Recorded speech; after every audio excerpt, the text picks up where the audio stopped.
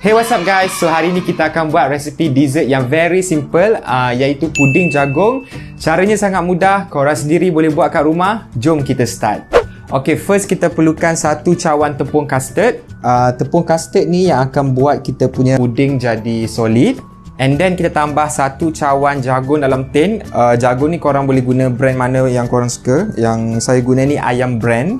Okay, kemudian kita tambah setengah cawan gula. And then satu cawan susu cair. And finally 2 cawan air.